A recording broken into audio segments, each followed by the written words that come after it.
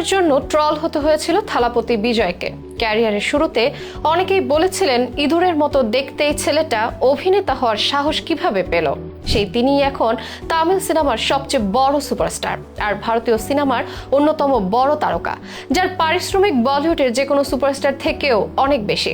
বহু বছর ধরেই দক্ষিণী তারকাদের মধ্যে এগিয়ে আছেন বিজয়, দেখার মতো তার জনপ্রিয়তা। তবে ক্যারিয়ারের শুরুতে অনেকেই সমালোচনা ও কটাক্ষ সহ্য করতে হয়েছে তাকে। চেহারা নিয়ে বাজে মন্তব্যে ভেঙেও পড়েছিলেন অল্প বয়সে। তবে সময়ের সাথে বদলে গেছে সেসব চিত্র। তার চেহারায় যেমন পরিবর্তন এসেছে, তেমন নানা মনোমুগ্ধকর কাজের সমালোচকদেরও ফ্যান বানিয়ে নিয়েছেন তামিল এই সুপারস্টার। অভিনয়, গান, নাচ সবখানেই দেখিয়েছেন ঝলক। আর এখন তো তিনি রাজনীতির ময়দানেও সরব।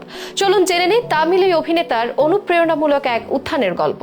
তামিল ইন্ডাস্ট্রির বিখ্যাত অভিনেতা জোসেফ বিজয় চন্দ্রশেখর, ভক্তরা তাকে ডাকেন থালাপতি বিজয় নামে। যে থালাপতি শব্দটার অর্থ লিডার। তার সিনেমা মানে হিট, এমনকি সিনেমার রিভিউ খারাপ হলেও অনায়াসে কয়েকশো কোটি টাকা আয় করে ফেলে বিজয়ের কারণে। ভারতীয় সিনেমা ইন্ডাস্ট্রির উজ্জ্বল এক নক্ষত্র তামিল এই অভিনেতা। তামিলনাড়ু রাজ্য তো বটে, গোটা ভারতে বিজয়ের ক্রেজ অতুলনীয়। বাংলাদেশেও তার ফ্যান সংখ্যা অজস্র। মেরশাল, বিগিল, থেরি, মাস্টার, লিও, থালাইভা ইত্যাদি নানা নাম করা সিনেমা আছে তার ঝুলিতে। তার নতুন ছবি বড় পর্দায় আসা মানে ভক্তদের হইচই আর উৎসব মুখর পরিবেশ। ভিড় সামলাতে অনেক সময় পুলিশ মোতায়েন করা লাগে। অথচ এই বিজয়কে ট্রোল হতে হয়েছিল, সমালোচনা শুনতে হয়েছিল নিজের চেহারার জন্য। আজকের এই খ্যাতিতে তিনি রাতারাতি পৌঁছাননি। ক্যারিয়ারের শুরুতে আছে অনেক ধকল ও অপমান সহ্য করার মানসিকতা। বিজয়ের জন্ম 1974 সালের 22 জুন চেন্নাইয়ের সংস্কৃতিমনা এক পরিবারে। তার পিতা এস এ চন্দ্রশেখর ছিলেন একজন সিনেমা পরিচালক, মা শোভা চন্দ্রশেখর একজন প্লেব্যাক গায়িকা। বাবা পরিচালক হওয়ার সুবাদে সিনেমাতে আসতে খুব বেশি বাধা পেরোতে হয়নি তাকে। শৈশবে শিশু অভিনেতা হিসেবে কাজ করেন বেশ কিছু সিনেমায়। পড়ার প্রতি মন তার কমই ছিল, ধ্যান জ্ঞান ছিল শুধু সিনেমায়। তাই থেমে থাকেননি শুধু শিশু অভিনেতা হিসেবে।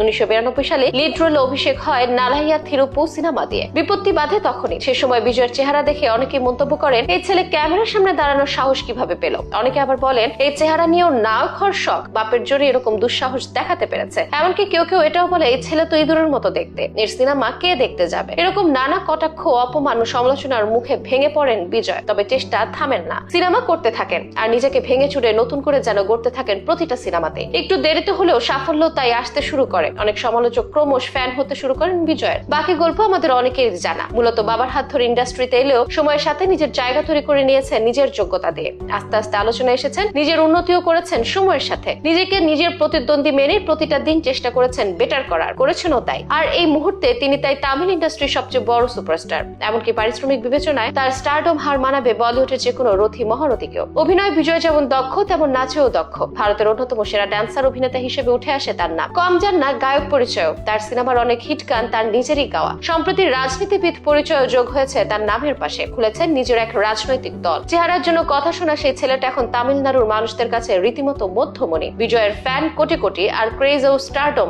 এক কথায় আকাশ ছোঁয়া।